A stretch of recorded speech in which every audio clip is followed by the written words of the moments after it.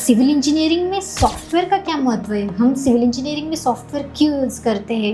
Yes, actually civil engineering में softwares का बहुत ही इम्पोर्टेंट रोल होता है, बहुत ही इम्पोर्टेंस होते हैं सॉफ्टवेयर सिविल इंजीनियरिंग में।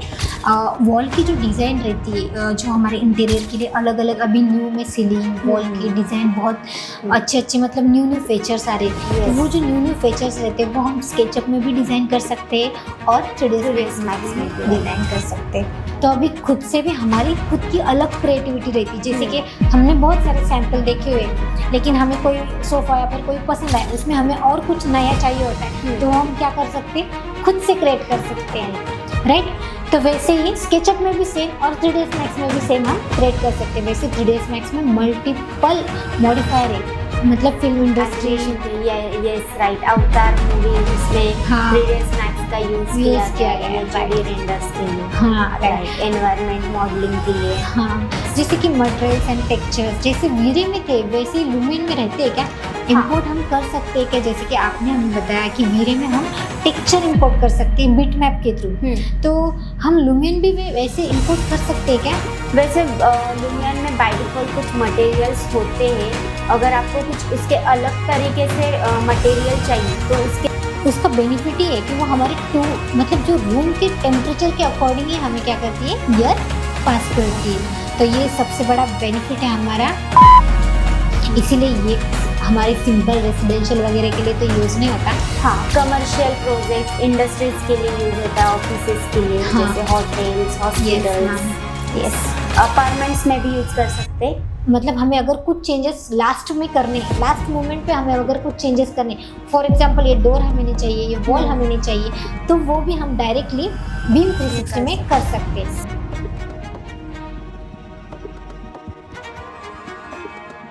Hello, welcome to the education and beyond. तो आज हमारे साथ है विद्या मैम, जो कि सिविल एक्सपर्ट है। Hello ma'am, welcome. Thank you so much ma'am. So myself Vidya Pawar, और मैं भी एबीसी ट्रेनिंग्स में as a civil trainer work कर रही हूँ। तो आज हम लोग कुछ सिविल सॉफ्टवेयर्स के बारे में टेक्निकल डिस्कशन करने वाले हैं। यस मैम, हम टेक्निकल डिस्कशन करने वाले। तो सबसे फर्स्ट जो क्वेश्चन है हमारा वो है कि सिविल इंजीनियरिंग में सॉफ्टवेयर का क्या महत्व है? हम सिविल इंजीनियरिंग में सॉफ्टवेयर क्यों यूज़ करते हैं? यस, एक्चुअली सिविल इंजीनियरिंग में सॉफ्टवेयर्स का बहुत ही इम्पोर्टेंट रोल होता है, बहुत ही इम्पोर्टेंस होते हैं सॉफ्टवेयर सिविल इंजीनियरिंग में। कोई भी प्रोजेक्ट हमें बनाना हो तो उसके लिए हमें क्या करना पड़ता है, प्लानिंग करना होता है, डिज़ाइनिंग करना होता है, जिसके लिए सॉफ्टवेयर्स बहुत ही इम्पोर्टेंट है, ड्राफ्टिंग के लिए, एनालिसिस के लिए, प्रोजेक्ट मैनेजमेंट के लिए। ये सब जो चीज़ें ये हम लोग सॉफ्टवेयर के थ्रू बहुत ही अच्छी तरीके से कर सकते हैं। अच्छा, तो सॉफ्टवेयर बहुत इम्पोर्टेंट रोल प्ले करता है हमारे सिविल इंजीनियरिंग में, राइट। सो कौन कौन से सॉफ्टवेयर्स इंपॉर्टेंट होते हैं, कौन से सॉफ्टवेयर हर सिविल इंजीनियर को सीखने चाहिए? ओके, तो अभी सिविल इंजीनियर बोले तो सबसे बेसिक सॉफ्टवेयर रहता है हमारा AutoCAD. It is most important software. आप साइट इंजीनियर या आप कौन सा भी वर्क करो, आपको ऑटोकैड आना ही चाहिए, बिकॉज ये बेसिक सॉफ्टवेयर है सिविल इंजीनियरिंग का, जिसमें हम स्ट्रक्चरल ड्राइंग, आर्किटेक्चरल ड्राइंग, मतलब बहुत कुछ कर सकते हैं, रोड ड्राइंग्स, हम सब कुछ ऑटोकैड में बेसिकली सब कर सकते हैं। इसलिए इट इज़ मतलब बहुत बेसिक सॉफ्टवेयर है और ये हमें आना ही चाहिए हर एक सिविल इंजीनियरिंग को। तो नेक्स्ट सॉफ्टवेयर जैसे कि हमारा है Revit. It is also most important. ये भी हमें आना चाहिए क्योंकि ये हमें मॉडलिंग के लिए यूज़ होता है। नेक्स्ट सॉफ्टवेयर है हमारा स्टैड प्रो।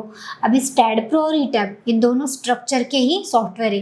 ओके, ये भी हमें आने चाहिए क्योंकि अगर सिविल इंजीनियर बोले तो वो स्ट्रक्चरल इंजीनियरिंग ही रहती है, इसीलिए सिविल इंजीनियर को स्ट्रक्चर का सॉफ्टवेयर तो आना ही चाहिए। ओके, और नेक्स्ट सॉफ्टवेयर है हमारा सिविल 3D। सिविल 3D जो कि हम यूज़ करते हैं ट्रांसपोर्टेशन के लिए, रोड डिज़ाइन के लिए। This is very important software for road design. मतलब ये एक ही सॉफ्टवेयर है जिसमें हम रोड बहुत अच्छे से डिज़ाइन कर सकते हैं। और हमारा लास्ट है MSP, मतलब माइक्रोसॉफ्ट प्रोजेक्ट ऑफिस। तो इसमें हम क्या करते हैं, जैसे कि प्लानिंग वगैरह जो रहता है तो उसके लिए ये बहुत इंपॉर्टेंट सॉफ्टवेयर है। तो इसीलिए जैसे कि लास्ट सॉफ्टवेयर MSP, इतने सॉफ्टवेयर तो हमें नीड रहती है, पर इससे ज़्यादा भी हम सिविल इंजीनियरिंग में सॉफ्टवेयर सीख सकते हैं फॉर हमारे करियर अपॉर्चुनिटी के लिए हम पढ़ सकते हैं। यस, तो ये बहुत इम्पोर्टेंट जैसे कि सॉफ्टवेयर है। ओके, तो मैम रेविट और ऑटोकैड ये दोनों सॉफ्टवेयर हैं जैसे कि हमने देखे बहुत इंपॉर्टेंट है सिविल Yes, इंजीनियरिंग बहुत में। important। तो इन दोनों में डिफरेंस क्या हो सकता है? ओके जैसे कि ऑटोकैड हम लोग किसके लिए यूज़ करते हैं, 2D ड्राइंग और ड्राफ्टिंग के लिए यूज़ करते हैं, ठीक है। Right. और रेविट जो है वो हम लोग 3D मॉडलिंग के लिए यूज़ करते हैं। Right. जैसे कि कोई क्लाइंट है, उसको एक प्रोजेक्ट बनाना है, उसको उसका ड्रीम हाउस बनाना है, तो उससे हम सबसे पहले पूछते हैं कि उसके रिक्वायरमेंट्स पूछते हैं, उसका लैंड जो है वो कितना स्क्वायर फीट है, सब उसके रिक्वायरमेंट्स जानने के बाद हम क्या करते हैं, उसकी 2D ड्राइंग बनाते हैं जो हम ऑटोकैड में बनाते हैं, ठीक है। अगर वो 2D ड्राइंग हम उस क्लाइंट को रिप्रेजेंट करते तो उसको इतना अच्छे से प्रॉपर समझ में नहीं आता है। ओके वो सिर्फ एक टेक्निकल पर्सन ही जो अच्छे से समझ सकता है, यस ठीक है। तो क्लाइंट के सेटिस्फेक्शन के लिए हम लोग क्या करते हैं, 3D मॉडल बनाते हैं, उसके Okay. वर्चुअल इमेजेस क्रिएट करते हैं, ओके वॉक थ्रूज क्रिएट करते हैं। ये हम लोग रेविट आर्किटेक्ट में बहुत अच्छे तरीके से कर सकते हैं। तो ये अच्छा। डिफरेंस है दोनों के बीच का। अच्छा तो आपका मतलब है कि जैसे कैड में हम सिर्फ 2D कर 2D सकते हैं, ड्राइंग बना सकते अच्छा, हैं, और रेविट में हम 3D मतलब एक विजुअलाइजेशन दे सकते हैं क्लाइंट Yes. को, जिससे उसको मतलब घर बनाने से पहले उसे विजुअलाइज होना चाहिए कि Yes, घर कैसे right. बन सकता है। Yes Okay. वैसे ऑटोकैड में 2D ही नहीं 3D भी हम बना सकते हैं, बट इतना अच्छी तरीके से नहीं बना सकते जितना हम रेविट आर्किटेक्चर में बनाते हैं। ओके तो Revit it is best software for realistic view. Yes right. Okay yes तो जैसे आपने बताया कि ईटैब्स और जो हमारा सॉफ्टवेयर है स्टार्ट प्रो, दोनों स्ट्रक्चर के सॉफ्टवेयर से, Yes. दोनों में डिफरेंस क्या है, अभी मतलब ETAB कौन सा किसके लिए यूज करते हैं? ओके अभी ईटैब और स्टैड प्रो दोनों भी बहुत इंपॉर्टेंट सॉफ्टवेयर है सिविल इंजीनियरिंग के लिए, और दोनों भी हम यूज़ करते। अभी ईटैब का बोले जाए तो ईटैब में हम कंक्रीट डिज़ाइन ज़्यादा प्रेफर करते, ईटैब में कंक्रीट डिज़ाइन ही करते। और स्टैड प्रो बोले तो स्टैड प्रो में स्टील और कंक्रीट दोनों डिज़ाइन के लिए कर सकते हैं। ज़्यादातर हम स्टील डिज़ाइन जो रहती है वो सिर्फ स्टैड प्रो में ही करते हैं, दूसरे सॉफ्टवेयर में करते ही नहीं। और अगर कंक्रीट डिज़ाइन का भी बोला जाए तो अभी डिफरेंस बोले तो स्टैड प्रो जो है वो एडवांस सॉफ्टवेयर है एज कम्पेयर टू ईटैब, यस है ना। जैसे कि अभी ईटैब में हम कॉलम डिज़ाइन करते, एक्चुअल में हम स्टैड प्रो में भी करते हैं, स्टैड प्रो में हम रेसिडेंशियल बिल्डिंग वगैरह करते हैं और ईटैब में करते हैं। जैसे कि ईटैब में हम सिर्फ रेसिडेंशियल बिल्डिंग करते तो स्टैड प्रो में हम रेसिडेंशियल बिल्डिंग, वाटर टैंक, तो ये कंक्रीट का स्ट्रक्चर प्लस हम स्टील स्ट्रक्चर कर सकते हैं डिज़ाइन, जैसे कि टॉवर कर सकते हैं, हम ट्रस कर सकते हैं। तो ये जो डिज़ाइन है ये हम स्टील स्ट्रक्चर के वो हम सिर्फ स्टैड प्रो में ही कर सकते हैं। तो बेनिफिट ऐसा है स्टैड प्रो का कि जैसे कि फुटिंग डिज़ाइन जो रहती है वो हम सिर्फ स्टैड प्रो में ही करते हैं, ओके तो ईटैब में तो हम वो नहीं कर सकते। तो एज कम्पेयर टू जो स्टैड प्रो है ईटैब से वो बहुत ज़्यादा एडवांस है। लेकिन मतलब सिमिलरली अगर कोई प्रोजेक्ट रहा तो कोई कोई प्रोजेक्ट को सिर्फ हम ईटैब में ही डिज़ाइन कर सकते हैं। Okay. तो जैसे कि रेसिडेंशियल कंक्रीट की जो डिज़ाइंस रहती है वो पूरी के लिए हम फर्स्ट प्रेफर जो रहता है हमारा ईटैब ही रहता है, उसके बाद ही हम स्टैड प्रो का वगैरह डिज़ाइन करते हैं। ओके मीन्स दोनों ही सॉफ्टवेयर करना बहुत इंपॉर्टेंट है, Yes. ईटैब और स्टैड प्रो। यस मैम दोनों बहुत बहुत इंपॉर्टेंट है। अगर आप स्ट्रक्चरल इंजीनियर हो, अभी सिविल इंजीनियरिंग होने के बाद जब हम मास्टर्स करते हैं तो मास्टर होने के बाद तो हमें डिग्री का मतलब टैग ही लग जाता है कि स्ट्रक्चरल इंजीनियरिंग। Yes. अगर हम स्ट्रक्चरल इंजीनियरिंग है तो हमें कंपलसरी ईटैब, स्टैड प्रो ये सॉफ्टवेयर आने ही चाहिए, क्योंकि ये स्ट्रक्चर्स के सॉफ्टवेयर है और बेसिकली हमें स्ट्रक्चरल इंजीनियरिंग हम कर रहे हैं तो हमें स्ट्रक्चर डिज़ाइन करना आना ही चाहिए। Yes. जैसे कि column design, beam design, slab design, footing design, Yes. ये सब बहुत इंपॉर्टेंट है। अगर हम कॉलम डिज़ाइन कर रहे हैं तो हमें पता होना चाहिए कि कॉलम के बॉटम बार्स कितने होंगे या फिर टॉप बार्स कितने होंगे। जैसे कि एज कम्पेयर टू टॉप से ज़्यादा हम बॉटम बार जो रहते हैं वो ज़्यादा बड़े रहते हैं एज कम्पेयर टू टॉप, तो वो क्यों रहते हैं, तो ये सब हमें पता होना चाहिए अगर हम सिविल इंजीनियर हो तो। ओके तो इसीलिए ये दोनों सॉफ्टवेयर बहुत इम्पोर्टेंट है सिविल इंजीनियरिंग के लिए। ओके ठीक है। सो अगर रेविट आर्किटेक्चर की बात करें तो उसमें हम प्रॉपर इंटीरियर कर सकते हैं क्या? अगर रेविट आर्किटेक्चर की बात की जाए तो रेविट तो स्पेशली एक्सटीरियर के लिए ही सॉफ्टवेयर बनाया गया है, क्योंकि रेविट में इंटीरियर इतना होता है लेकिन प्रेफरली इतना अच्छा नहीं होता है जितना अभी रेविट के लिए तो स्पेशल एक्सटीरियर का टैग है। जैसे कि ये स्पेशली बीम के लिए बनाया गया सॉफ्टवेयर है, सो उसको हम आर्किटेक्चर, स्ट्रक्चर उसी के लिए फोकस करते हैं Yes. ज्यादा। हाँ, बीम का सॉफ्टवेयर भी रेविट प्लस आप मॉडलिंग भी कर सकते हैं सकते हैं, उसमें, yes. सिर्फ एक्सटीरियर व्यू के लिए। इंटीरियर के लिए तो हमारे पास और सॉफ्टवेयर है जैसे कि 3ds Max बट उसमें नॉर्मली फर्नीचर वगैरह अप्लाई कर सकते हैं जो हाँ. फैमिलीज होती है रेविट में, Right. उस टाइप के फर्नीचर्स होते उसमें, हाँ. तो वो कुछ इंटीरियर कर सकते उसमें, Yes. But proper detail interior नहीं कर सकते।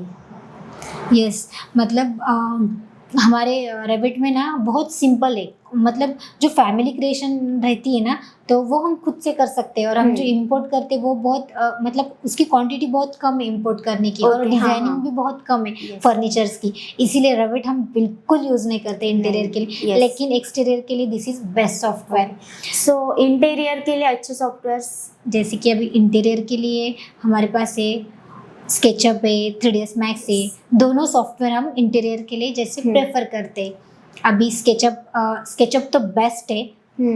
आर्किटेक्चर इंजीनियर जो रहते हैं वो मैक्सिमम स्केचअप ही यूज करते हैं इंटीरियर के लिए, क्योंकि स्केचअप में हम खुद से कंपोनेंट बना सकते हैं। जैसे खुद से हम टेबल या फिर डाइनिंग टेबल जो भी रहा वो हम खुद से बना सकते हैं, और 3ds Max में भी बना सकते हैं, और Yes. इंपोर्ट भी कर सकते हैं। हमारे पास वेयर हाउसेस रहते हैं या फिर कंपोनेंट्स रहते हैं तो वो हम इंपोर्ट कर सकते हैं। वेयर हाउसेस बोले तो मतलब क्या रहता है, रेडीमेड लाइब्रेरी रहती है। Readymade library, 3D ware house हाँ, जिसको बोलते हैं। हाँ, Yes. जिससे हम क्या कर सकते हैं, डायरेक्टली कंपोनेंट डाउनलोड करके इंपोर्ट कर Import सकते हैं, करते हैं। डिज़ाइन कर सकते हैं। वॉल की जो डिज़ाइन रहती है जो हमारे इंटीरियर के लिए अलग अलग, अभी न्यू में सीलिंग वॉल की डिज़ाइन बहुत अच्छे मतलब न्यू फीचर्स आ रहे हैं, तो Yes. वो जो न्यू फीचर्स रहते हैं वो हम स्केचअप में भी डिज़ाइन कर सकते हैं और 3ds Max में भी डिज़ाइन कर सकते हैं।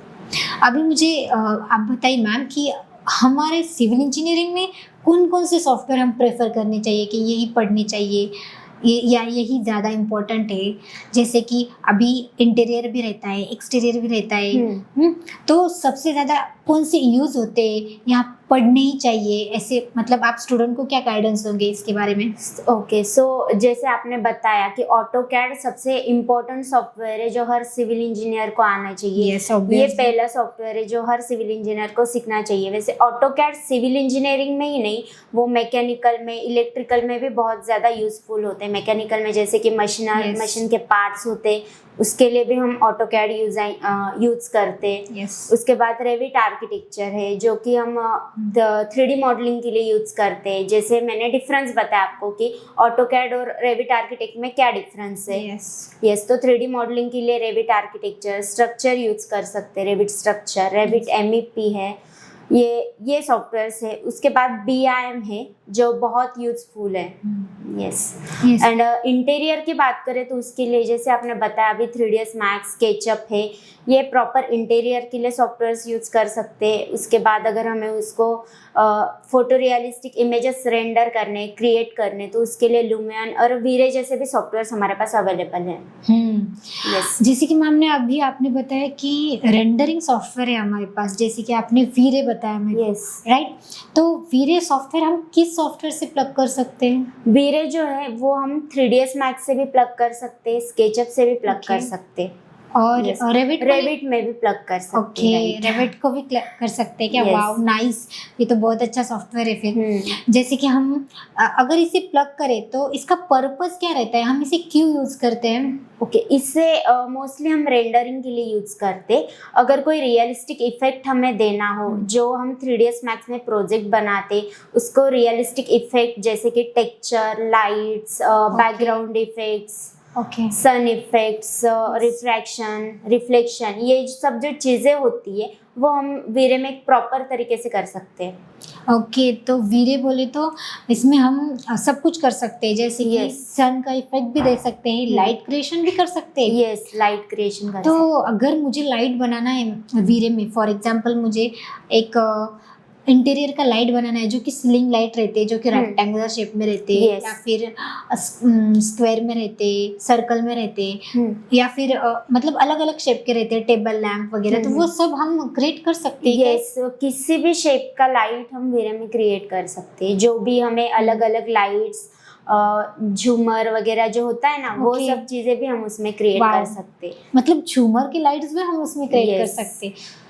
ओके, वीरे तो बहुत बेस्ट सॉफ्टवेयर है फिर Yes. लाइट क्रिएशन के लिए। 3ds Max अगर हम सीख रहे हैं तो उसके साथ वीरे भी सीखना ही चाहिए, क्योंकि Yes, right. दोनों अगर हमें आते हो तो फिर बहुत ही अच्छी बात है। यस, अगर 3ds Max आता है, ये तो बहुत पते की बात है Yes. मैम, अगर 3ds Max आता है तो वीरे तो वीरे आना आना ही चाहिए, क्योंकि 3ds Max में रेंडरिंग का ऑप्शन ही है, लेकिन रेंडर होता ही नहीं होता है, realistic। एक तो प्रॉपर तरीके से नहीं होता। हाँ, तो Yes. इसलिए हमें कंपलसरी वीरे प्लग वीरे भी करना। आना ही चाहिए। तो वीरे में हम टेक्सचर्स वगैरह कैसे प्लेस करते हैं मैम? जैसे ओके, टेक्सचर्स यानी कि हमारे पास एक फाइल होती है, कुछ फाइल्स पेड भी होती है, कुछ अनपेड भी होती है, फ्री होती है, या फिर हम लोग गूगल से भी डाउनलोड कर सकते हैं जेपीजी के फॉर्मेट में। जो भी अलग तरह का टेक्सचर हमें चाहिए हो, हमारे रिक्वायरमेंट के हिसाब से जिस तरह का भी टेक्सचर हमें चाहिए वो हम गूगल से वो जेपीजी के फॉर्मेट में डाउनलोड कर लेते। फिर मटेरियल में जाके मटेरियल से बिटमैप थ्रू हम उस इमेज को सिलेक्ट करके वो इमेज यानी कि वो जो मटेरियल है वो उस ऑब्जेक्ट पे अप्लाई कर सकते हैं। इस तरह से भी हम टेक्सचर वहाँ पे क्रिएट कर सकते हैं। अच्छा, तो बिटमैप नाम का एक ऑप्शन है वीरे में, Yes. जिससे हम क्या कर सकते हैं कि टेक्सचर्स वगैरह अप्लाई कर सकते हैं। अभी ये टेक्सचर्स हम गूगल से भी डाउनलोड कर सकते Yes. हैं, अगर जैसे कि हमें वुड का चाहिए, ब्रिक का चाहिए, या हाँ, अलग अलग तरह के सभी तरह के टेक्सचर्स हम लोग ले सकते हैं। तो जो भी हमें टेक्सचर्स चाहिए वो हम इसमें इंपोर्ट कर सकते हैं। एनिमेशन भी कर सकते हैं 3ds Max में। हमारे पास क्लोथ इफेक्ट्स होता है, विंड इफेक्ट होता है, उससे हम लोग अच्छे तरीके से पिलोज बनाते, कर्टन्स बनाते, उससे एक रियलिस्टिक व्यू आता है उस सॉफ्टवेयर में, यानी कि उस मॉडल में, उस प्रोजेक्ट में। ओके, तो इससे उसमें एक रियलिस्टिक व्यू आता है। Yes. अगर रियलिस्टिक व्यू तो बहुत इम्पोर्टेंट है Yes. हमारे रेंडर के लिए, राइट? उससे क्लाइंट को एक इमेजिन होता है कि उसका जो व्यू होगा, या फिर वो बेडरूम में जो बेड वगैरह, पिलोज वगैरह वो रखेगा, वो किस तरह से शो होगा, वो इमेजिन कर सकता है, देख सकता है। Okay, nice. मतलब इसमें सिर्फ विजुअलाइजेशन है। विजुअलाइजेशन ही, राइट। ओके, तो उसके बाद वीरे और लुमियन दोनों में डिफरेंस क्या है, यानी कि कौन सा किसके लिए बेस्ट होगा? ओके, अभी वीरे और लुमियन बोले तो जैसे कि मैम आपने बताया कि वीरे में हम लाइट्स बना सकते, टेक्सचर्स ले सकते, या फिर वीरे में और एक पार्ट है मैम, जैसे कि वीरे फ्लर बोल के, तो उससे हम ग्रास क्रिएट कर सकते हैं। मतलब पूरा रियलिस्टिक उसमें क्या होता है, एक ग्रास का इफेक्ट आ जाता है। ऐसा नेचुरल पूरा, वो मतलब नेचुरल ग्रास लगता है वो पूरा। अगर हमने रेंडर में देखा तो वो भी बहुत इंपॉर्टेंट पार्ट है जब हम वीरे के रेंडर करते हैं तब। यस, ओके, तो अभी वीरे बोले तो वीरे जो रहता है वो हमारे व्यू के लिए रहता है, जैसे कि हम फ्रंट व्यू, मतलब इन शॉर्ट वो रहता है सिर्फ एक इमेज के लिए, राइट? पर अगर हमने लुमियन अगर लिया तो लुमियन में हम बहुत कुछ कर सकते हैं, इंटीरियर कर सकते हैं, एक्सटीरियर कर सकते हैं, रेंडर वगैरह, उसमें बहुत सारे फीचर्स हैं। लेकिन लुमियन जो रहते हैं वो वॉक थ्रू के लिए यूज करते हैं, रेंडर प्लस वॉक थ्रू, मतलब उसमें हमें जेपीजी फाइल भी मिलती है प्लस हमें वीडियो भी मिलता है। हम दोनों भी, मतलब अल्ट्रा एचडी के वीडियो हम लुमियन में रेंडर कर सकते हैं, एनिमेशन भी कर सकते हैं। हाँ, animation, that is most important part. और अगर उसका डिफरेंस अगर क्लेरिफाई करें तो V-Ray it is basic software to render, but Lumion it is very highest, मतलब बहुत ज़्यादा यूज़ होने वाला फॉर एनिमेशन, क्योंकि वीरे में तो हम एनिमेशन नहीं कर सकते जो हम लुमियन में कर सकते हैं। ओके, और दोनों की जो रेंडरिंग स्पीड है वो कैसी होती, सेम ही होती है या अलग अलग होती है? नहीं, सेम नहीं होती, क्योंकि वीरे में जब रेंडर हम करते हैं तो 1, 2 या 3 आवर्स हमें लगता है, बट जब हम लुमियन में सिंपल मतलब वीडियो को तो टाइम लगता है, बट अगर हम सिंपल इमेज अगर रेंडर करते हैं ना तो हमें हार्डली 5-6, या फिर वैसे तो हमारे जो ग्राफिक्स कार्ड रहता है उस पर डिपेंड रहता है, जितने हायर वर्जन का ग्राफिक्स कार्ड हम यूज़ करेंगे उतना हमें कम टाइम लगेगा। हाँ, लेकिन हार्डली 5, 6, 7, 8 ऐसे ही मिनट हमें लगते हैं अगर हमें सिर्फ इमेज रेंडर करनी हो तो। ओके, और वीडियो के लिए? वीडियो के लिए तो हमें 6 मतलब क्लिप्स पे डिपेंड करता है, फ्रेम्स रहते हैं उसमें, तो हमें कितने फ्रेम चाहिए लुमियन में उसके हिसाब से हम अगर कितने, अगर 4, 5, 6 क्लिप लिए हमने तो हार्डली हमें 3 to 4 आवर लगती है लुमियन में। वैसे तो लुमियन बेस्ट है फॉर एनिमेशन। आपने अभी मुझे बताया कि स्केचअप जो है वो जैसे कि इंटीरियर के लिए यूज होता है, राइट? तो स्केचअप के मॉडल हम लुमियन में इंपोर्ट कर सकते हैं क्या, जैसे स्केचअप हो या फिर रेविट हो? हाँ कर सकते हैं, लूमियन में इंपोर्ट करते हैं हम, फिर उसके रियलिस्टिक इमेजेस क्रिएट करते हैं। तो कौन से सॉफ्टवेयर हम इंपोर्ट कर सकते हैं लुमियन में? उसमें स्केचअप के कर सकते हैं, रेविट के कर सकते हैं, कोलाडा फॉर्म होता है उसमें हम लोग वो इंपोर्ट करते हैं। ओके, कोलाडा फॉर्म में हम इसके मतलब हमें वो फाइल पहले एक्सपोर्ट करके सेव करने पड़ते हैं। सेव करनी होती है, राइट। वैसे तो दो फॉर्मेट होते हैं, एक FBX होता है और एक कोलाडा होता है। ओके, सो अगर हम कोलाडा के थ्रू इंपोर्ट कर रहे हैं तो वो क्या होता है, जो मटेरियल हम उस सॉफ्टवेयर में अप्लाई कर रहे हैं, जैसे रेविट में या फिर स्केचअप में अलग अलग मटेरियल होगा, तो वो मटेरियल के साथ आपको वहाँ पे शो होता है। और अगर FBX के फॉर्मेट में अगर हम उसको इंपोर्ट करें तो वो मटेरियल वहाँ पे शो नहीं होता, फिर हमें वहाँ पे अलग मटेरियल लुमियन में देना होता है। अच्छा, ओके। तो अगर 3ds Max से अगर हम इंपोर्ट करें तो वही मटेरियल हमें लुमियन में चाहिए, तो हमें ये फॉर्मेट यूज करना पड़ता है। ओके, मतलब 2 फॉर्मेट्स में हम इंपोर्ट कर सकते हैं, जैसे हम लुमियन भी कर सकते हैं, रेविट भी कर सकते हैं एंड स्केचअप भी इसमें इंपोर्ट कर सकते हैं। वाव, नाइस। मतलब हर एक इसमें हम इंपोर्ट कर सकते हैं। जैसे कि अभी वीरे को जब हम प्लग करते, ओके, वीरे को स्केचअप जब प्लग करते तो हमारा जो मतलब जब हम 3ds Max को प्लग करते हैं तो जो सेटिंग 3ds Max को रहती है वही वीरे प्लस स्केचअप को रहती है या फिर चेंज होती है? ऑलमोस्ट सेटिंग सेम ही होती है, उसके टूल्स सेम है, सेटिंग सेम है, बस जो यूज करने का तरीका है वो थोड़ा अलग है। हाँ, लाइट्स का और मटेरियल का थोड़ा सा तरीका अलग है, मतलब as compare to 3ds Max थोड़े से मतलब वे अलग है यूज करने का। राइट, ओके, ठीक है। तो और स्केचअप में आप बताइए मुझे कि स्केचअप में और किस तरह से प्रॉपर डिटेल इंटीरियर कर सकते हैं, या फिर 3ds Max में किस तरह से इंटीरियर कर सकते हैं? अभी स्केचअप और 3ds Max में जैसे कि मैंने आपको बताया कि हम स्केचअप में या फिर 3ds Max में खुद से कंपोनेंट बना सकते हैं। जैसे वो फर्नीचर्स, बेड हो या फिर डाइनिंग टेबल हो, चेयर हो या फिर सोफा हो, कुछ भी हो, हम क्या कर सकते हैं, खुद से कंपोनेंट बना सकते हैं, राइट। तो अभी खुद से भी हमारी खुद की अलग क्रिएटिविटी रहती है। जैसे कि हमने बहुत सारे सैंपल देखे हुए, लेकिन हमें कोई सोफा या फिर कोई पसंद आए, उसमें हमें और कुछ नया चाहिए होता है, तो हम क्या कर सकते हैं, खुद से क्रिएट कर सकते हैं, राइट।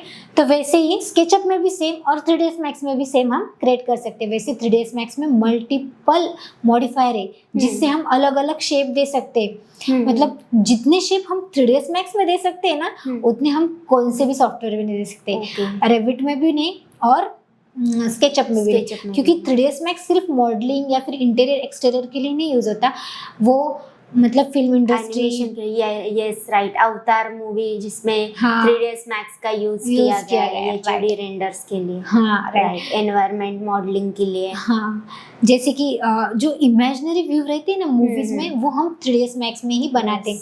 जैसे कि आपने बाहुबली तो देखा ही होगा, राइट, कटप्पा।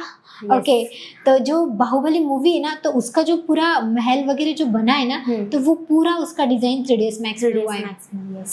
तो उसकी जो डिजाइन्स वगैरह जो है, मतलब जितनी क्रिएटिविटी हम 3D, नॉट ओनली मूवीज के लिए, जो कार्टून्स रहते हैं ना, यस, उसमें भी 3ds Max बहुत ज्यादा useful, cartoons plus game, yes, मतलब in short modelling, interior exterior के लिए 30% ही हम यूज करेंगे 3ds Max। बाकी तो जैसे हम कार्टून्स, मूवीज मैंने जो बताया, उसके लिए भी हमारा 3ds Max यूज होता है। 3ds Max एक बेस्ट सॉफ्टवेयर है, बट थोड़ा सा हार्ड है, बट अगर हम एडवांस है बहुत, हाँ एडवांस है इसीलिए हार्ड लगता है। एक्चुअल में हार्ड नहीं है, वो एडवांस है इसीलिए हार्ड लगता है। और स्केचअप में कैसे फीचर्स बहुत ज्यादा कम है, तो सबको लगता है स्केचअप बहुत ज्यादा इजी है, लेकिन 3ds Max भी बहुत ज्यादा इजी। अगर हमने सिर्फ उसे मॉडलिंग के हिसाब से देखा, उसे सिर्फ इंटीरियर एक्सटीरियर के हिसाब से देखा, तो this is very easy software. तो ये 2 डिफरेंस है जो मोस्ट इम्पोर्टेंट है स्केचअप एंड 3ds Max में। ओके, अगर वैसे 3ds Max में हम ऐसे मैन्युअली तो डिजाइन नहीं करते होंगे, उसके लिए कुछ बेस्ट होगा? यस, मैन्युअली तो नहीं करते। 3ds Max बोले तो हमें ऑटोकैड बहुत इंपॉर्टेंट है, क्योंकि जो ऑटोडेस्क है उसी ने 3ds Max बनाया है, उसी ने AutoCAD yes. बनाया है एंड Revit भी उसी ने बनाया है। जब हम 3ds Max में अगर मॉडलिंग बनाते तो हमें कंपलसरी AutoCAD का प्लान लगता है जो हमें इंपोर्ट करना पड़ता है, और जब हम AutoCAD का प्लान इंपोर्ट करते हैं उसके बाद ही हम मॉडलिंग एक्सटीरियर इंटीरियर वहाँ पे डिज़ाइन कर सकते हैं। ओके, तो मैम आप मुझे बताइए, जैसे हमने लुमियन में एनिमेशन अगर हमें करना है, ओके, तो हम जो व्यू सेट करते हैं तो उसमें कैमरा सेटिंग वगैरह रहती है क्या?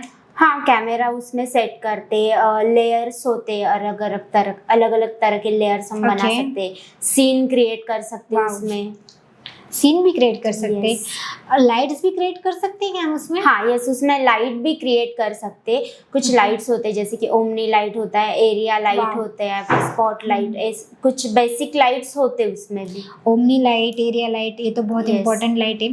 जैसे कि IS लाइट जो कि IS लाइट, यस। 30 टाइप्स के हमारे जो IS लाइट रहते हैं, तो उस टाइप के लाइट्स हम लुमियन में क्रिएट कर सकते हैं क्या? नहीं, एक्चुअली वो वीरे में होता है अच्छे तरीके से। अच्छा, ओके। तो लुमियन में वैसे तो हमें क्रिएटिविटी जितनी चाहिए उतनी हम कर सकते हैं, लेकिन हमें आधा काम जो है वो दूसरे सॉफ्टवेयर में Yes, करके लेने करना पड़ते हैं। है, yes. जैसे कि मटेरियल्स एंड टेक्सचर्स जैसे वीरे में थे वैसे ही लुमियन में रहते हैं क्या? इंपोर्ट हम कर सकते हैं क्या? जैसे कि आपने हमें बताया कि वीरे में हम टेक्सचर इंपोर्ट कर सकते हैं बिट मैप के थ्रू, तो हम लुमियन भी वैसे इंपोर्ट कर सकते हैं क्या? वैसे लुमियन में बाय डिफ़ॉल्ट कुछ मटेरियल्स होते हैं, अगर आपको कुछ उसके अलग तरीके से मटेरियल चाहिए तो उसके लिए भी हम गूगल से वो मटेरियल के इमेजेस JPG फॉर्म में डाउनलोड करके वहाँ पे अप्लाई कर सकते हैं। ओके, मतलब लुमियन में भी हम डाउनलोड करके इमेज अप्लाई कर सकते हैं, राइट। मुझे आप बताइए लुमियन का एक बेस्ट फीचर क्या है, उसमें सबसे बेस्ट क्या है जो रेंडर के लिए हम यूज़ करते हैं, या फिर बेस्ट पर्पस क्या है लुमियन का? उसका बेस्ट पर्पस तो यही है कि रियल टाइम जो रेंडर करते इमेज वो एनिमेशन कर सकते, वही उसका बेस्ट यूज़ है, बेस्ट पर्पस है। ओके, जैसे कि लुमियन बोले तो लुमियन में हम गॉड रहते, हम जो मतलब नॉर्थ डायरेक्शन, साउथ डायरेक्शन, जिस डायरेक्शन से हमें सन दिखाना है उस डायरेक्शन से दिखा सकते हैं। हाँ। उसमें वाटर इफेक्ट अच्छी तरह से दिखा सकते, हिल टाइप स्ट्रक्चर बहुत ही इजीली क्रिएट कर सकते, बैकग्राउंड एक अलग अलग तरीके का उसमें ऑलरेडी बैकग्राउंड होता है, जैसे कि क्या बहुत अलग अलग तरीके का बैकग्राउंड उसमें ऑलरेडी होता है, वो बस हमें वहाँ पे अप्लाई मतलब डिफरेंट टाइप की स्काई, जैसे मॉर्निंग का, इवनिंग का, ये बैकग्राउंड हम सेट कर सकते हैं। अगर हमें मॉर्निंग चाहिए, इवनिंग चाहिए, क्लाउडी चाहिए, या फिर बारिश का भी हम वहाँ पे क्रिएट कर सकते हैं, फाउंटेन क्रिएट कर सकते हैं। डिफरेंट टाइप के वाटर सोर्सेस रहते हैं उसमें, राइट। और उसमें जैसे कि जंगल टाइप जो एरिया होता है वो भी उसमें पहले से ही होता है, उसमें हम अप्लाई कर सकते हैं। सब अर्बन एरिया होता है, प्लेन एरिया होता है, बीच वगैरह भी हम उसमें क्रिएट कर सकते हैं। क्रिएट कर सकते हैं, बहुत इजीली क्रिएट कर सकते हैं। Yes, right. और एनिमेशन के थ्रू अगर कोई बच्चा पढ़ रहा है या फिर कोई इंसान जॉब पे जा रहा है, कोई बाइक चला सकते हैं, कोई बाइक चला रहा है, ये पूरा एनिमेशन हम अगर हमें एक घर का रियलिस्टिक व्यू के साथ वॉक थ्रू अगर हम दिखाते तो उस टाइम हम वो सब इसमें दिखा सकते हैं। ये सब हमारे जो है वो बेस्ट फीचर है फॉर लुमियन।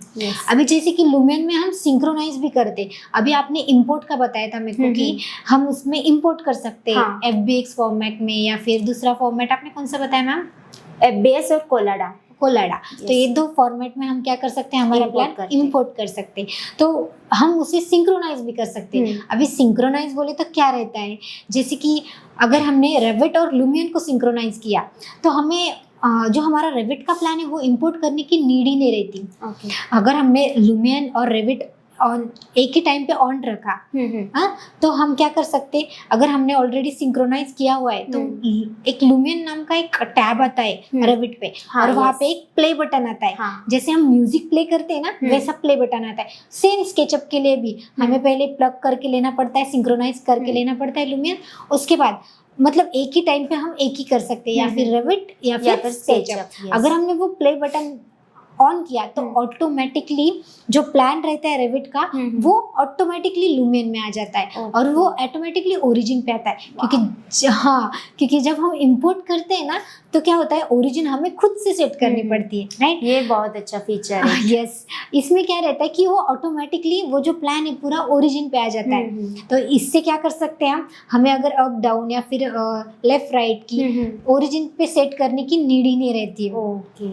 और इसका और एक बेस्ट फीचर क्या है पता है क्या, जैसे कि आपने बताया कि मटेरियल्स या बीएस में जब हम ये करते मतलब इंपोर्ट करते हाँ तो हमें मटेरियल आती नहीं है, राइट। लेकिन जब हम ये करते हमने जो अभी सिंक्रोनाइज किया तो सिंक्रोनाइज करने के बाद डायरेक्टली मटेरियल्स तो आते पर हमें क्या करना पड़ता है रेंडर के लिए लुमियन के मटेरियल्स देने पड़ते हैं। अच्छा। तो जब हम लुमियन के मटेरियल्स देते तो जो मटेरियल्स हमने रेविट में दिए फॉर एग्जांपल एक्सटीरियर वॉल अलग से इंटीरियर वॉल अलग से अगर हमें मटेरियल देना है या फिर हमें एक ही वॉल पे अगर दूसरा मटेरियल दूसरा एक्सट्रूजन वगैरह क्रिएट किया हमें उसका दूसरा कलर देना है तो जो हम कलर रेविट में जहाँ जहाँ अलग अलग कलर देते हैं ना वहीं पे हम लुमियन में भी अलग अलग कलर दे सकते हैं। इसीलिए हमें पहले रेविट पे जहाँ जहाँ अलग अलग कलर देना है हम रैंडमली कौन से भी कलर दे सकते हैं रेविट में, नॉट इम्पोर्टेंट कि जो देने वही लेंगे। लेकिन जब हम लुमियन में लेते हैं तो हमें जो कलर परफेक्टली उसके लिए चाहिए तो वो हम जैसे लुमियन में दे सकते हैं, लेकिन उसके लिए हमें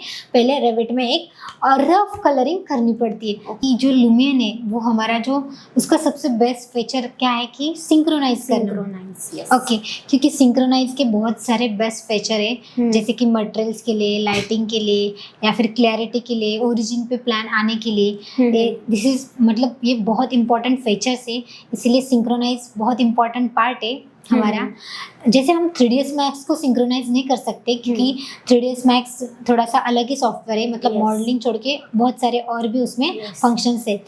तो उसमें भी हम क्या कर सकते हैं जैसे कि FBS में वगैरह जो फॉर्मेट्स रहते हैं उसमें हम इंपोर्ट कर सकते हैं, राइट। बट ये दो सॉफ्टवेयर के लिए बहुत बेनिफिट है, जैसे रेविट बोले और लुमियन बोले तो एक्सटीरियर परफेक्ट हाँ, और अगर स्केचअप और लुमियन इंटीरियर परफेक्ट या फिर 3ds Max एंड वीरे ये तो वैसे बेसिकली कनेक्टेड सॉफ्टवेयर है ऐसे जो हम यूज़ करते हैं और ऐसे कनेक्टेड ही यूज़ किए तो बहुत अच्छा है और बेनिफिशियल भी है हमारे लिए वैसे।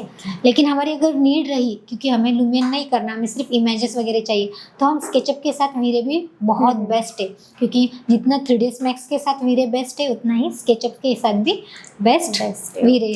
ओके तो हम अब स्टार्ट करते हैं जैसे BIM मैम। अब हम BIM के बारे में बात करेंगे। अभी BIM बोले तो BIM में क्या क्या रहता है, BIM क्या है, what is BIM? Okay BIM building information modelling एक जो हम 3D मॉडलिंग के लिए यूज़ करते हैं, बहुत ही इम्पोर्टेंट है और आजकल बहुत ज़्यादा ट्रेंड में है। इसको बहुत ज़्यादा स्कोप भी चल रहा है फिलहाल। तो BIM जो है वो हम 3D मॉडलिंग के लिए यूज़ करते, उससे हम मटेरियल का प्रॉपर यूज़, कोई भी प्रोजेक्ट हो उसका जो लाइफ साइकिल होता है वो लाइफ साइकिल मैनेजमेंट हम उसमें देख सकते, मटेरियल का प्रॉपर यूज़ देख सकते। उसके बाद कॉस्ट जो है वो कॉस्ट हम लोग उसमें पहले से ही देख सकते हैं कि हमें कितनी कॉस्ट लगने वाली है। कोई भी प्रोजेक्ट हम लोग बना रहे तो उसमें अगर कोई मिस्टेक आ जाए, कोई क्लैशेस आ जाए तो वो हम पहले से ही कैच करके उसमें रिपेयरिंग कर सकते हैं। बहुत ही ज़्यादा इम्पोर्टेंट है BIM। और जैसे उसमें कुछ सॉफ्टवेयर्स होते हैं BIM एक्चुअली बेसिकली BIM एक कंसेप्ट है जिसमें कुछ सॉफ्टवेयर्स है, AutoCAD, Revit architecture, Revit structure, Revit MEP, MSP और एस्टिमेशन कॉस्टिंग, नेविसवर्क, ये कुछ सॉफ्टवेयर्स है। ये सॉफ्टवेयर्स के थ्रू क्या होता है BIM कंसेप्ट जो है उसके गोल को अचीव करने में हेल्प करता है। Right ma'am. अब ये टोटल आपने 9 सॉफ्टवेयर बताए, ये टोटल 9 सॉफ्टवेयर बहुत इंपॉर्टेंट है हमारे BIM के गोल को अचीव करने के लिए। BIM ट्रेंडिंग भी बहुत है जैसे कि आपने बताया, और अभी के लिए तो इम्पोर्टेंट भी बहुत है। जैसे अभी जो चल रहा है ना अभी के हिसाब से तो बहुत इम्पोर्टेंट है। मैं तो आर्किटेक्चर नहीं, सिविल इंजीनियर या फिर इंटीरियर डिजाइन सबको प्रेफर करूंगी कि BIM का कोर्स तो करना ही चाहिए राइट। क्योंकि अगर आपको जॉब अपॉर्चुनिटीज अच्छे कंपनीज में अगर चाहिए तो BIM तो बहुत ट्रेंड है भाई। और अच्छे पैकेजेस मिलते हैं इससे। जैसे कि अभी BIM बोली तो मैम BIM में कितने सॉफ्टवेयर आते हैं वो तो आपने बता दिया, लेकिन अभी ऑटोकैड वगैरह, रेविट, तो ऑटोकैड, रेविट में और कौन से सॉफ्टवेयर रहते हैं? जैसे कि ऑटोकैड तो बेसिकली हमें पता है कि it is also Yes. Drafting, तो हम वो ड्राफ्टिंग के लिए यूज़ करते हैं बीआईएम में। लेकिन अगर रेविट बोले तो रेविट में भी 3 टाइप्स आते हैं बीआईएम में, तो वो कौन से आते हैं? रेविट आर्किटेक्चर आता है, रेविट स्ट्रक्चर आता है, रेविट एमईपी आता है। Okay. जैसे रेविट आर्किटेक्चर के बारे में हमने बात की कि 3D मॉडलिंग के लिए यूज कर सकते, वॉक थ्रू के लिए, वर्चुअल इमेजेस क्रिएट करने के लिए रेविट आर्किटेक्चर हम यूज करते।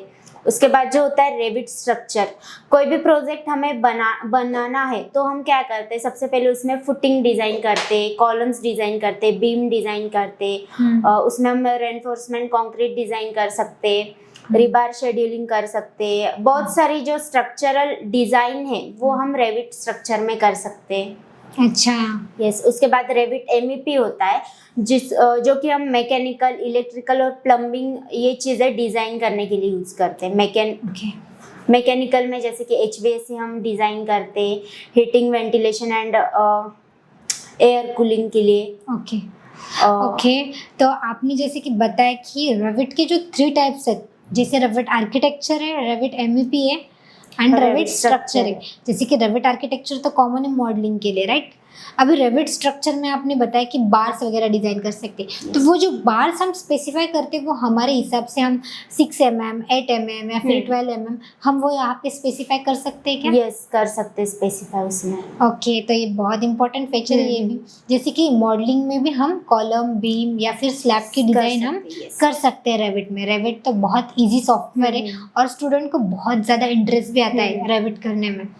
अगर रेविट स्ट्रक्चर भी उन्होंने किया तो उतनी इजी वे से वो कर सकते हैं। जैसे रेविट स्ट्रक्चर का अगर हमें डिटेल मॉडलिंग देना है, मतलब डिटेलिंग देनी है लास्ट में, तो हम उसमें क्या क्या दे सकते हैं? जैसे कि अगर रेविट का मतलब कॉलम दे सकते हैं रेविट स्ट्रक्चर में, बीम दे सकते हैं, कॉलम बीम का सेक्शंस दे सकते हैं, रिबार्स दे सकते हैं। ओके, रिबार्स का जो शेड्यूल निकलता है, जैसे कि वो शेड्यूल्स ऑफ ओपनिंग से हम वो भी निकाल सकते हैं, जैसे कॉलम का शेड्यूल, बीम का शेड्यूल, स्लैब का शेड्यूल।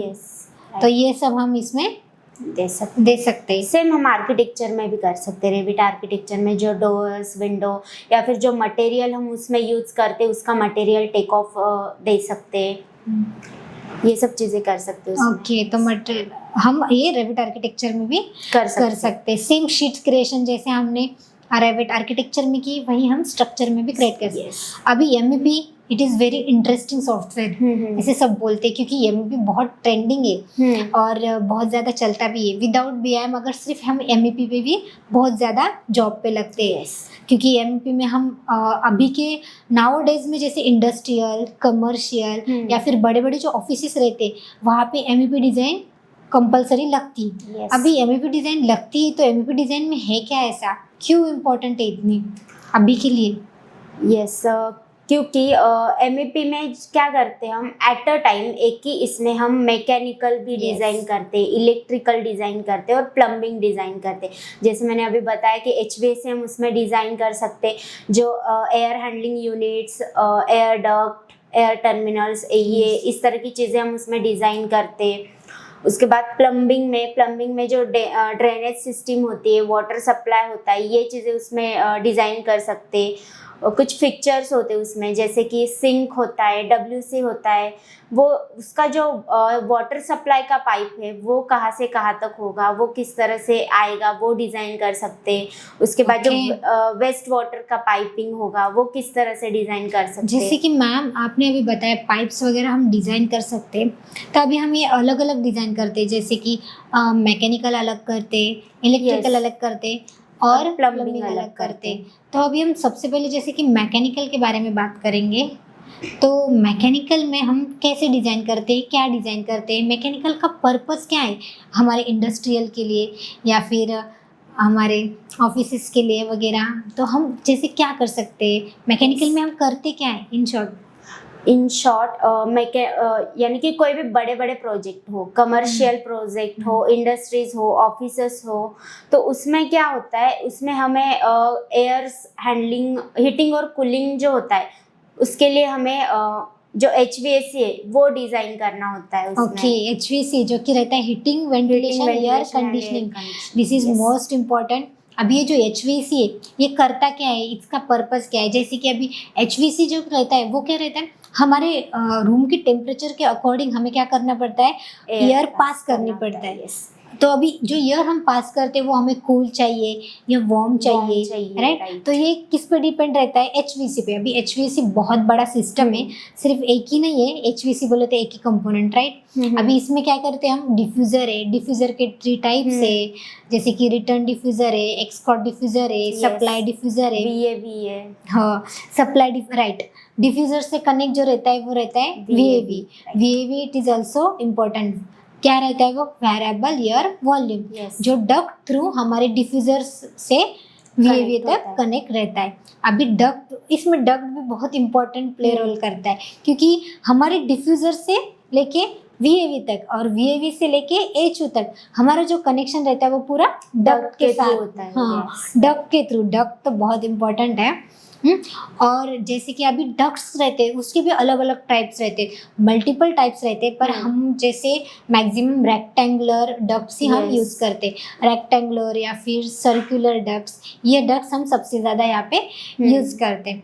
अभी VAV से जो कनेक्ट होके डक्ट जाता है वो कहाँ पे जाता है, AHU तक, नीचे जो हमारा HU एयर रहता है। हैंडलिंग यूनिट्स, हाँ, एयर हैंडलिंग यूनिट। अभी एयर हैंडलिंग यूनिट में बहुत सारे कंपोनेंट्स रहते हैं, और उसे बोलते हैं जैसे कि 2 टाइप्स रहते हैं, स्प्लिट सिस्टम रहती है और दूसरी रहती है मल्टीपल HU सिस्टम।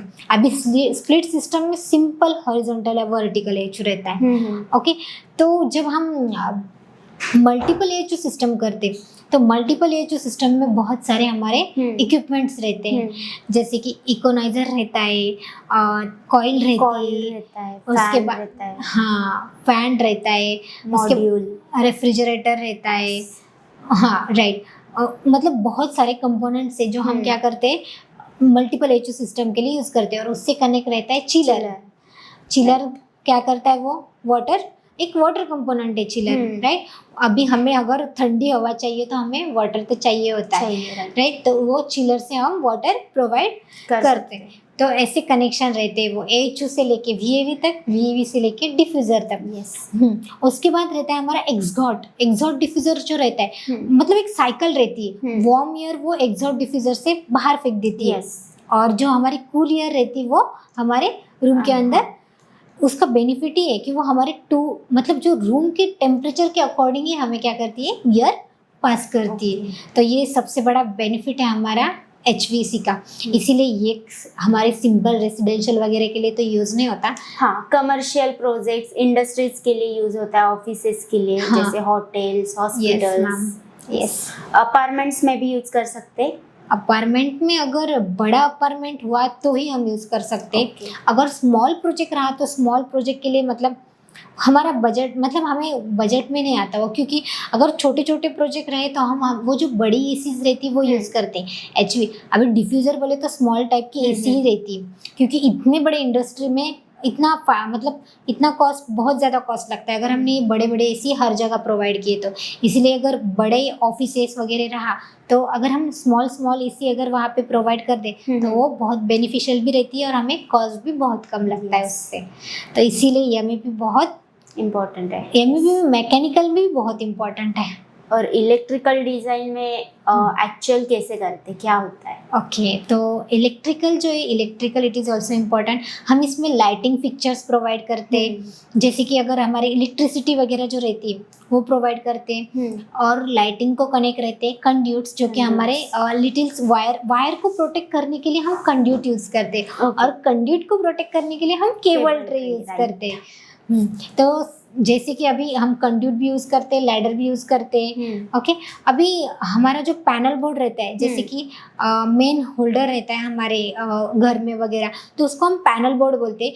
तो वहाँ से ही इलेक्ट्रिक एनर्जी जो रहती है वो कंड्यूट थ्रू हमारे लाइट्स या फिर हमारे फैन वगैरह जो रहती है वहाँ पे आती है। ओके, कंड्यूट इम्पोर्टेंट तो है ही हमारे लिए, क्योंकि कंड्यूट थ्रू ही हमारा जो ट्रांसफार्मर रहता है वहाँ से हमारी इलेक्ट्रिकल एनर्जी हमारे घर तक आती है या फिर हमारे पैनल बोर्ड तक आती है। ट्रांसफार्मर बोले तो रहता है DP जैसा रहता है वो, जहाँ से electrical energy one circuit to another circuit pass होती है। तो हमें वैसे ट्रांसफार्मर तो डिज़ाइन नहीं करना पड़ता, बट हमें रूटिंग डिज़ाइन करनी पड़ती है कि हमें कहाँ कहाँ लाइट्स चाहिए, कहाँ कहाँ नहीं चाहिए, या फिर हमें कहाँ कहाँ अच्छे से रूटिंग करनी चाहिए, कहाँ कहाँ ओवरलैप नहीं होना चाहिए। अभी एक ही प्रोजेक्ट में हम बहुत सारा वर्क करते हैं, जैसे कि डक्ट का भी करते हैं, उसके बाद अभी केबल ट्रे का भी करेंगे, आगे प्लम्बिंग बोले तो पाइपिंग का भी करेंगे। तो हमें जो ओवरलैप वगैरह नहीं होना चाहिए उसकी भी केयर हमें रूटिंग के टाइम ही लेनी चाहिए। लाइक वैसे हो गई तो उसके लिए हमें ऑप्शन है, आगे हम देखेंगे उसके लिए। लेकिन उससे पहले अगर हमने अच्छा किया तो वो this is well and good, बहुत अच्छा रहेगा। इस तरह से हम इलेक्ट्रिकल में जैसे फिक्चर्स वगैरह प्रोवाइड करके लाइटिंग की रूटिंग क्रिएट करता है। राइट। उसके बाद MSP आता है BIM में, वो भी बहुत इंपॉर्टेंट सॉफ्टवेयर है, माइक्रोसॉफ्ट प्रोजेक्ट जो आपने पहले बताया था कि वो भी हर सिविल इंजीनियर को सीखना चाहिए। जो हम यूज़ करते प्लानिंग के लिए, मैनेजमेंट के लिए यूज़ करते, शेड्यूलिंग के लिए यूज़ कर सकते। उसके बाद एस्टिमेशन और कॉस्टिंग भी होता है BIM में। ओके, यस, MSP प्लम्बिंग वगैरह this is also most important part है। अभी हमारा जो पार्ट है MEP का मैम, हमारा प्लम्बिंग का पार्ट रह गया शायद। प्लम्बिंग में हम क्या मतलब जैसे कि प्लम्बिंग में हम क्या देख सकते हैं, जैसे कि अभी मैकेनिकल इलेक्ट्रिकल तो हमने बता दिया, बट अगर प्लम्बिंग में हम क्या पढ़ते हैं, जैसे कि प्लम्बिंग में हम वाटर सप्लाई करते हैं। 3 टाइप्स ऑफ वाटर यूज़ करते हैं, domestic cold water, domestic hot water, domestic cold water, domestic wastage water. हाँ, तो ये 3 टाइप्स ऑफ वाटर हम यूज़ करते हैं इसमें, और डिज़ाइन भी करते हैं। जैसे कि आपने बताया हम सिंक की डिज़ाइन करते, WC वाटर क्लोसेट की डिज़ाइन करते और शॉवर की। ये तीनों की डिज़ाइन हम क्या करते हैं, प्लम्बिंग में करते हैं। इन शॉर्ट इसमें सिर्फ हम पाइप की रूटिंग क्रिएट करते हैं। फर्स्ट इसमें डक्ट थ्रू AC की रूटिंग, सेकेंड इसमें हम जैसे कि वायर या फिर कंड्यूट के हिसाब से हम लाइटिंग की रूटिंग क्रिएट करते हैं, और थर्ड इसमें पाइप की रूटिंग, प्लम्बिंग की रूटिंग करते। तो ये सब तीनों डिज़ाइन हम सिर्फ MEP में कर सकते हैं। राइट, यस, MEP में कर सकते हैं। अभी जैसे कि आपने मुझे MSP की बात बताई, माइक्रोसॉफ्ट प्रोजेक्ट मैनेजमेंट। अभी माइक्रोसॉफ्ट प्रोजेक्ट मैनेजमेंट में हम क्या करते हैं, कोई भी प्रोजेक्ट की मैनेजमेंट हो, not only civil engineer, electrical हो या फिर मैकेनिकल हो, ये सॉफ्टवेयर कोई भी सीख सकता है, क्योंकि इसमें प्रोजेक्ट की मैनेजमेंट रहती है कि हम प्रोजेक्ट की मैनेजमेंट कैसे कर सकते हैं, क्या कर सकते हैं, या फिर हम एक टीम लीडर कैसे सेट कर सकते हैं। अगर आप कॉन्ट्रैक्टर बन गए फॉर एग्जांपल, तो आपका कॉन्ट्रैक्टर की जो फ्लो रहता है, जैसे कि लेबल्स रहता है, लेबर्स रहते हैं, वर्कर रहते हैं, फिर कॉन्ट्रैक्टर रहता है, कॉन्ट्रैक्टर के बाद ओनर रहता है। तो ये जो हमारी साइकिल है, तो ये कैसे वर्क फ्लो करती है, कैसे वर्क करती है, इसका भी मैनेजमेंट हमें MSP में पढ़ाया गया है।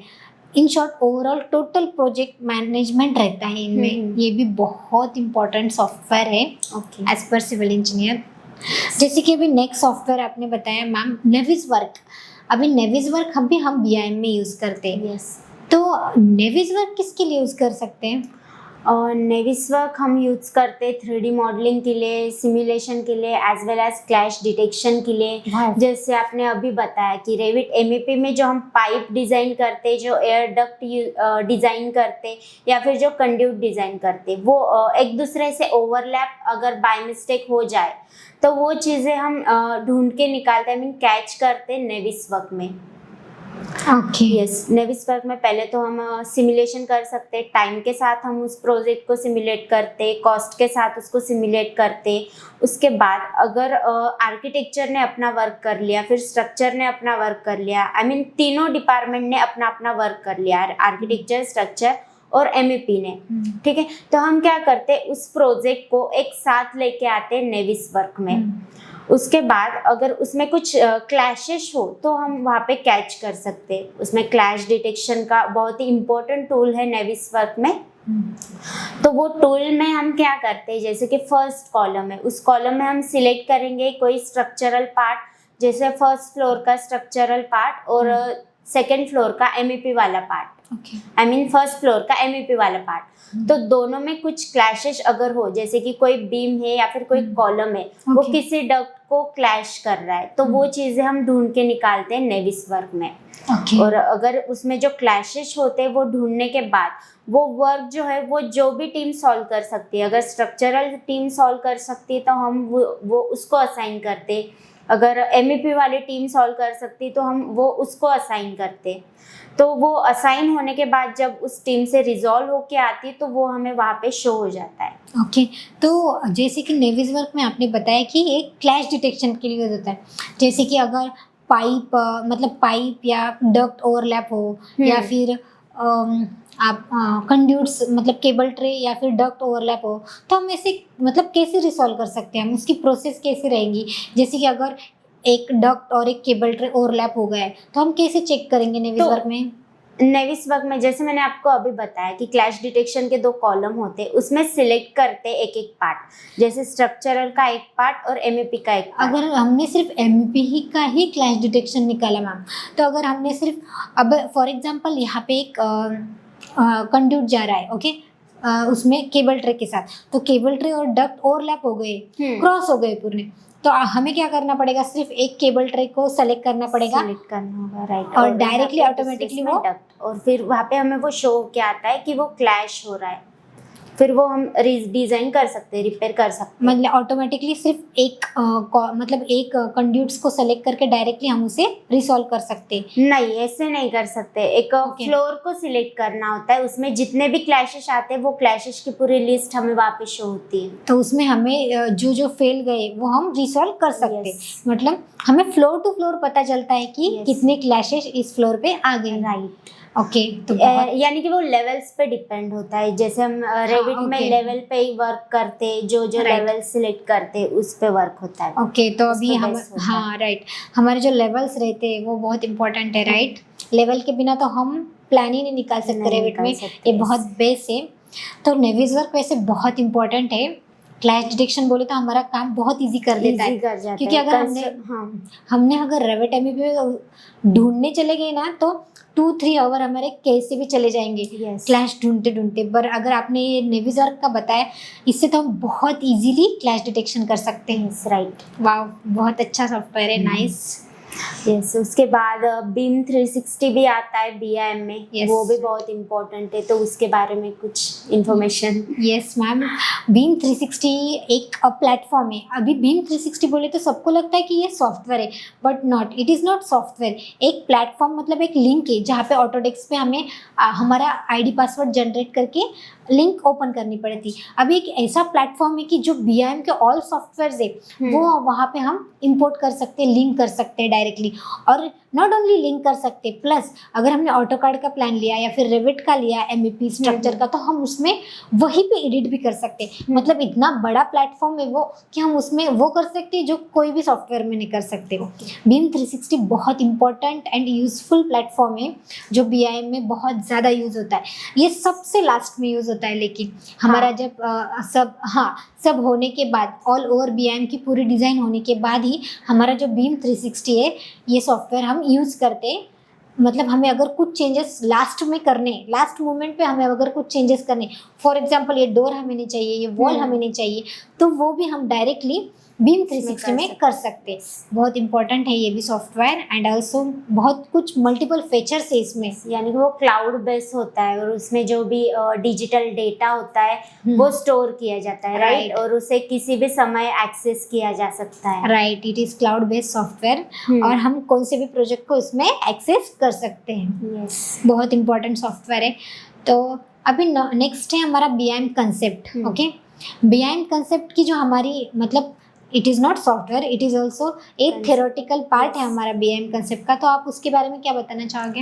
यस, BIM कंसेप्ट जैसे मैंने बताया, BIM एक कंसेप्ट है जिसमें हम लोग क्या करते हैं, 3D modelling, 3D modelling, 4D, 5D, 6D, 7D modelling हम उसमें कर सकते हैं। फीचर आ गए अभी। बहुत सारे उसमें फीचर्स होते हैं जिसमें क्या होता है, टाइम की बचत होती है, कॉस्ट मैनेजमेंट प्रॉपर होता है, मटेरियल प्रॉपर यूज कर सकते हैं। ये सब चीज़ें जो होती है, ये जैसे हमने जिन सॉफ्टवेयर के बारे में अभी डिस्कस किया, उन सॉफ्टवेयर के थ्रू हम ये लास्ट में BIM कंसेप्ट में वो चीज़ें मैनेज कर सकते हैं।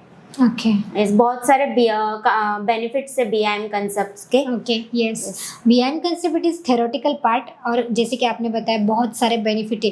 यस, ऑब्वियसली बहुत सारे बेनिफिट्स है उसमें हमारी जो लोअर पोस्ट है उससे हायर पोस्ट तक जो डेजिग्नेशन रहती है वो भी हमें क्लेरिफाई करती है, प्लस हमें कैसे कौन से सॉफ्टवेयर कहाँ यूज़ करने चाहिए, सॉफ्टवेयर का क्या यूज़ है, वो सब हमें BIM कंसेप्ट में, यहाँ तक कि ऑटोकैड से लेके तो BIM 360, रेविट वगैरह और जितने BIM के सॉफ्टवेयर है उसके यूज़, एडवांटेजेस, ये सब हमें उसके फीचर सब इस बुक में हमें बताया गया है। तो ये भी बहुत इंपॉर्टेंट है जो हमें पढ़ना ही चाहिए for theoretical knowledge BIM। Okay, तो हमारा जैसे कि नेक्स्ट सॉफ्टवेयर है हमारा अभी estimating and costing. Yes. Okay, तो एस्टिमेटिंग एंड कॉस्टिंग में हमने क्या देखा है, क्या पढ़ा है जैसे? यस, एस्टिमेशन और कॉस्टिंग यानी कि कोई भी प्रोजेक्ट हमें बनाना हो तो हम क्या करते हैं, उसमें सबसे पहले एक अंदाज़ा निकालते हैं कि प्रोजेक्ट पूरा बनने में हमें कितना कॉस्ट लग सकता है, और उसके साथ ये भी अंदाज़ा लगा सकते हैं कि उसको बनने में हमें कितना टाइम लग सकता है।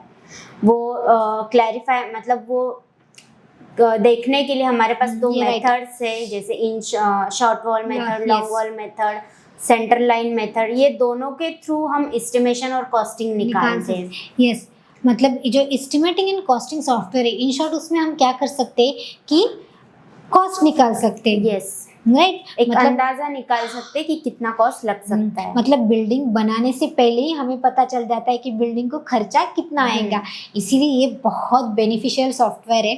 हम एक अप्रोक्सीमेट कॉस्ट उसमें निकालते हैं और उसके बेनिफिट्स तो बहुत ज़्यादा है, राइट, एस्टिमेटिंग के। राइट। जैसे कि अभी हमने अगर एस्टिमेट पहले ही निकाल दिया तो हमें एक अंदाज़ा लगता है कि अगर हमारा बजट 5 लाख है तो हमें 10 लाख का खर्चा लगता है, तो हम उसके लिए कुछ ना कुछ मैनेजमेंट कर सकते लोन हैं, अप्लाई कर सकते हैं। राइट। अगर हमने एस्टिमेट निकाला है तो उसके बेसिस पे या फिर ऑटोकैड की जो ड्राइंग्स रहती है, पूरी वर्किंग ड्राइंग लगती है हमें, वर्किंग ड्राइंग प्लस एस्टिमेट, अगर ये दोनों मिलकर हम क्या कर सकते हैं, बैंक में लोन पे अप्लाई कर सकते हैं। मतलब हमें वो जो हमारी जो साइट है उसके पेपर्स या फिर हमारा जो एस्टिमेट है वो दिखाकर हम क्या कर सकते हैं, डायरेक्टली लोन निकाल सकते हैं। तो इसीलिए एस्टिमेट के तो बहुत सारे ऐसे बेनिफिट है, जैसे आपने बताया long wall short wall method या फिर centre line method, 2 types of method use करके भी हम क्या कर सकते हैं, एस्टिमेट निकाल सकते हैं।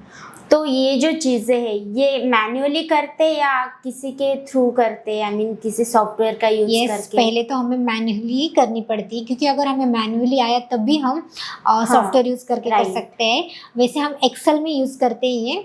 एक्सेल में हम टोटल एक फार्मूला वगैरह सेटअप करते हैं और एक्सेल में हम 2 शीट्स बताते हैं। जैसे एस्टिमेट में हमारे 2 शीट्स है, जैसे कि measurement sheet and abstract sheet.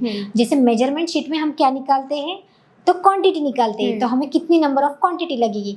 और जो अब्स्ट्रैक्ट शीट रहती है उसमें हम क्या निकालते हैं, अमाउंट निकालते हैं। तो अमाउंट के लिए हमें लगती है रेट। हाँ, तो रेट हम निकालते हैं SSR DSR राइट। यस, हाँ, जो कि हमें हमारा मालूम होने चाहिए, वो पर ईयर चेंज होते रहते हैं। डिस्ट्रिक्ट शेड्यूल रेट या फिर standard schedule rate, state schedule rate. तो ये दोनों जो रेट्स है उसके हिसाब से, अभी तो डिस्ट्रिक्ट शेड्यूल रेट बंद हो गया है, अभी हम सिर्फ स्टेट शेड्यूल रेट यूज़ करते हैं मार्केट में। अभी सिर्फ महाराष्ट्र के लिए पूरा एक ही हमारा SSR है जो यूज़ होता है।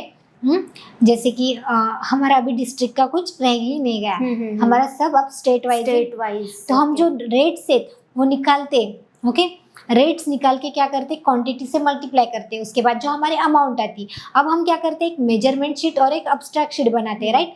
तो हमारी जो मेजरमेंट शीट है, अगर हमने कुछ हम ऐसे फॉर्मूले या फिर लिंक सेट करके रखते हैं, जिससे क्या होता है कि अगर हमने मेजरमेंट शीट में कुछ चेंजेस किए तो वो ऑटोमेटिकली अब्स्ट्रैक्ट शीट में चेंजेस होते हैं। हमारा जो एस्टिमेटिंग एंड कॉस्टिंग है उसमें हमारे 2 शीट्स रहते हैं, जैसे कि abstract and measurement sheet, okay. तो मेजरमेंट शीट में हमने अब देखा कि जब हम एक्सेल में यूज़ करते तब हम कुछ फार्मूला सेटअप करते, जैसे कि पेस्ट विद लिंक वगैरह। जैसे कि अगर हमने मेजरमेंट शीट में अगर कुछ चेंजेस किए तो ऑटोमेटिकली वो अब्स्ट्रैक्ट शीट में हो जाते। तो ये हमारा बहुत बेनिफिशियल पार्ट है, क्योंकि अगर एक करेक्शन हुआ हमारे मेजरमेंट शीट में तो पूरी अब्स्ट्रैक्ट शीट हमें चेंज करनी पड़ती है। तो इसलिए एक्सेल में ऐसे बहुत सारे फॉर्मूलेज है या फिर बहुत सारे ऐसी सेटिंग है जिसका यूज़ करके हम ना मतलब ऑटोमेटिक सेटिंग कर सकते हैं। एक वैल्यू अगर हमने चेंज की तो पूरा हमारा आंसर जो टोटल हमारी अमाउंट रहती वो हम चेंज कर सकते हैं। तो इसलिए एस्टिमेटिंग कॉस्टिंग जो रहता है वो तो बेसिकली हम यूज़ करते हैं अमाउंट फाइंड आउट करने के लिए। तो अमाउंट के लिए भी ऐसे बहुत सारे शॉर्टकट कीज, फॉर्मूलेज या फिर बहुत सारे ऐसी सेटिंग्स है जो करके हम इजी तरह से हम क्या कर सकते हैं, एस्टिमेट निकाल सकते हैं। यस, बेसिकली एस्टिमेट का पर्पस मेन क्या है, जैसे क्या रहता है मैम, बता सकते हैं? एक अप्रोक्सीमेट वैल्यू निकालना कि हमें प्रोजेक्ट के लिए कितना कॉस्ट लग सकता है। Yes, right. राइट। जैसे मेन पर्पस तो हमारा यही है, जैसे एक सिविल इंजीनियर हो तो उसे तो एस्टिमेट आता ही है, क्योंकि हमारे डिप्लोमा या फिर डिग्री उसमें हमें स्पेशल सब्जेक्ट ही रहता है estimating, estimation and costing, right. तो उसमें हमें ये रहता है व्हाट इज एस्टिमेट लॉन्ग, जो हम मेथड यहाँ पे पढ़ रहे हैं ना, एक्सेल, मतलब एक्सेल पढ़ने से पहले तो वो जो मेथड्स हम यूज करते हैं वो ऑलरेडी हमें बुक में, मतलब जब हम पढ़ते थे इंजीनियरिंग पढ़ते तब ऑलरेडी हमने पढ़ी हुई होती है, Right. बस उसे प्रैक्टिकली कैसे करना है नहीं, वो हम यहाँ पे देखते बट वहाँ हम थ्योरेटिकली करते हैं, यहाँ पे हम प्लान Practically वगैरह लेके करते ऑन, हाँ, प्रैक्टिकली करते। तो इसीलिए एस्टिमेटिंग कॉस्टिंग जब हमने डिग्री में ही अगर पढ़ा है तो वो हमारे लिए बहुत बेनिफिशियल रहेगा, क्योंकि 50% काम तो हमारा वहीं पे हो गया है फिर, क्योंकि वही मेथड्स हम यहाँ पे यूज करते। यस, यानी कि जो BIM है बहुत ही यूजफुल और बहुत इम्पोर्टेंट है, उसके साथ ये सभी सॉफ्टवेयर्स करना भी बहुत ज़्यादा इम्पोर्टेंट है। यस, BIM बोले तो टोटल 9 सॉफ्टवेयर तो हमें करने ही पड़ते हैं, जो बहुत यूजफुल भी है, मार्केट में ट्रेंड है, जैसे कि आपने Yes. बताया BIM बहुत ज़्यादा ट्रेंडिंग है Right. For great opportunities, career के लिए बहुत अच्छे अच्छे अपॉर्चुनिटीज़ आती है। Okay, so thank you so much ma'am, आज आपसे बात करके बहुत अच्छा लगा। यस, मुझे भी बहुत अच्छा लगा आपसे बात करके। ओके, तो आई होप आपको ये पॉडकास्ट बहुत अच्छा लगा होगा या फिर बहुत इन्फॉर्मेटिव लगा होगा। जो भी student civil engineering, architecture engineering या फिर इंटीरियर एक्सटीरियर या फिर BIM में करियर करना चाहते हैं तो उनके लिए ये इन्फॉर्मेशन बहुत बेनिफिशियल रहेगी। अगर आपके कोई दोस्त या फिर कोई भी फ्रेंड्स वगैरह रिलेटिव हो तो आप उनके साथ ये वीडियो शेयर कर सकते हो, उनके भी ये वीडियो बहुत काम आ सकता है for great future, great career opportunity, उसके लिए ये बहुत बेनिफिशियल है। तो मिलते हैं नेक्स्ट पॉडकास्ट में, तब तक बने रहिए education and beyond with ABC training. Thank you.